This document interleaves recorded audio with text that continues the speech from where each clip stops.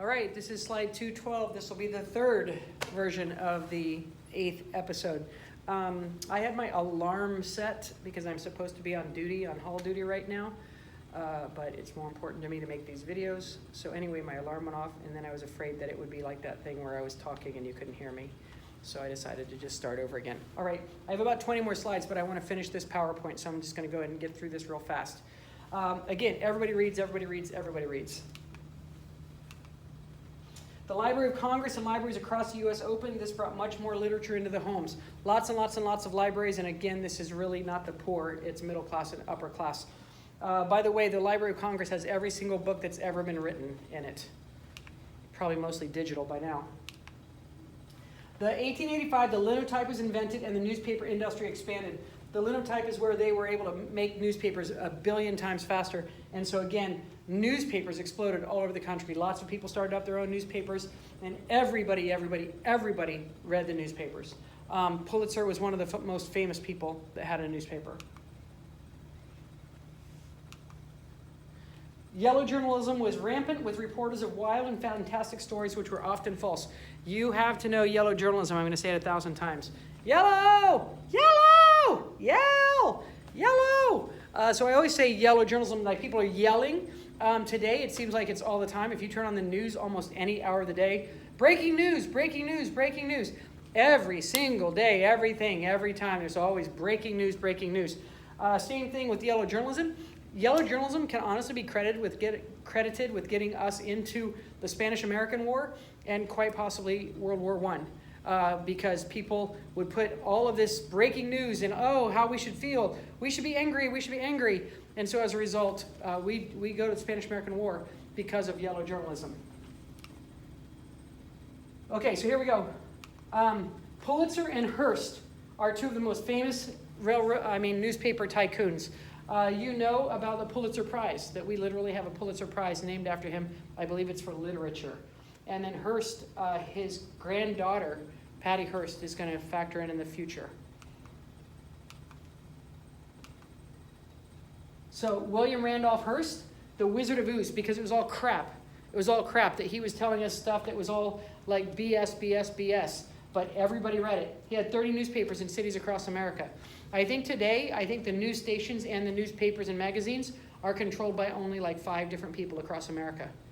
Like 5 people own all of the news sources. So it's not very varied. It's not really varied. Americans love dime novels depicting the Wild West and romantic adventures.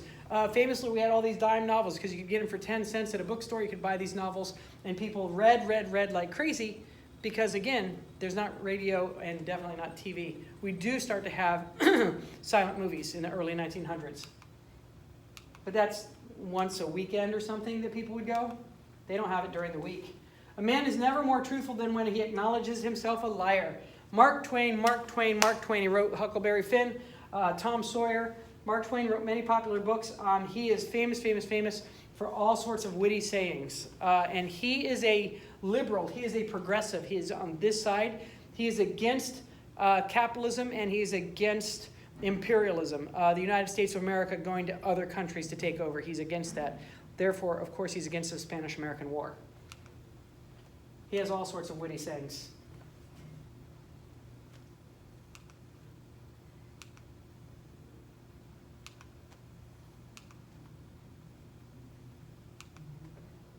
Age, if you don't mind, it doesn't matter.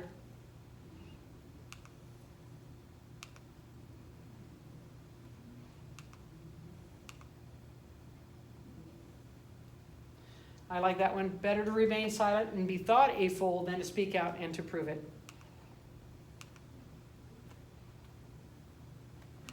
It's true. Buy land. Land.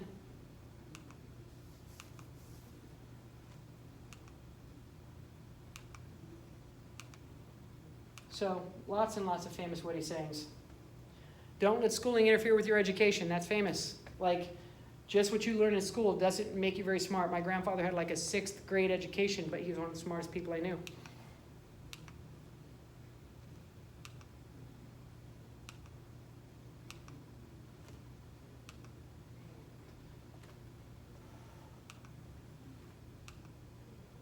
Okay, sports.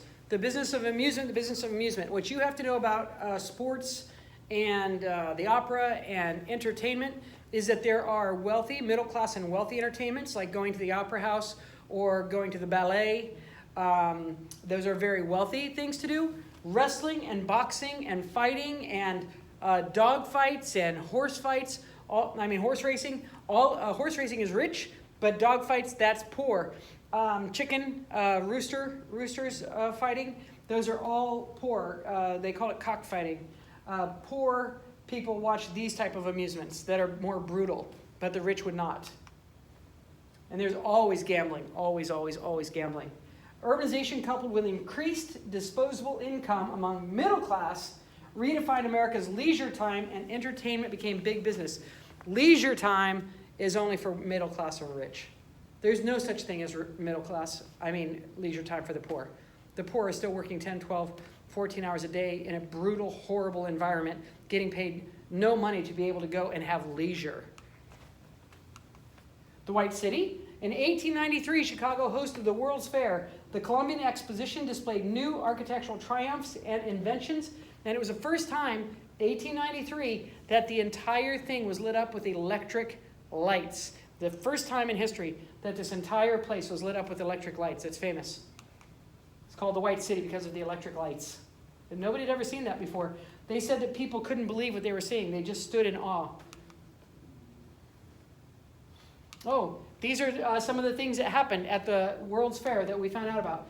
Aunt Jemima pancake mix became a thing. Cracker Jacks, cream of wheat, Quaker Oats. The Frontier Thesis was promulgated by Frederick Jackson Turner. Juicy fruit gum, we still have it. That person would have been a captain of industry, whoever made it. The Ferris wheel made its big debut. And the hamburger was introduced to the United States of America, 1893, the hamburger.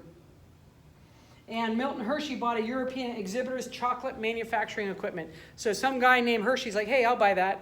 Hershey, captain of industry, chocolate, chocolate, chocolate. Still today, Hershey.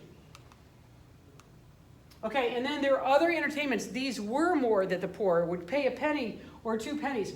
There were traveling circuses, so this would be just a big empty field, and then all of the carnies, all of the people that worked for this big traveling circus, they would set up all these massive tents and they would have this big show.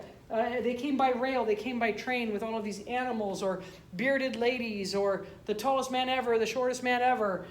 They always like to do the twins, the twins, what are they called? Siamese twins that were connected. So famous. Buffalo Bill's Wild West. Sadly, Native Americans joined Buffalo Bill's Wild West show. So I think Crazy Horse was one, I can't remember. But these Indians, and they'd always reenact the wars between the cowboys and the Indians. And of course, sadly, the cowboys would always win. But these Indians would be paid to go out there and act out this horrible thing that was really true, that they were all killed. Annie Oakley were very popular at this Wild West show. Annie Oakley is famous with weapons that she can shoot anything. There she is, Annie Oakley, and this is Kaiser Wilhelm. Some uncharitable people later ventured that if Annie would have shot German Kaiser Wilhelm and not his cigarette, she could have prevented World War I. So famously, Kaiser Wilhelm went to one of Annie Oakley's shows, and she asked him to put a cigarette in his mouth, and she shot the cigarette in his mouth. And everybody's like, she could have saved a lot of hardship because Germany starts World War I, according to, of course, us. And most other places, Germany is the reason that World War I begins, and therefore Kaiser Wilhelm. So if she had just killed that guy, maybe there wouldn't have been a World War I. Stage plays remained a very popular form of entertainment in the late 1800s. Again, it would be middle class or wealthy that would go to these shows, just like today. I would like to go to see all of those T-Pack shows or go see, Broadway shows, but it is incredibly expensive. $200 tickets, $400, $500, $600, $1,000 to sit down in the very front.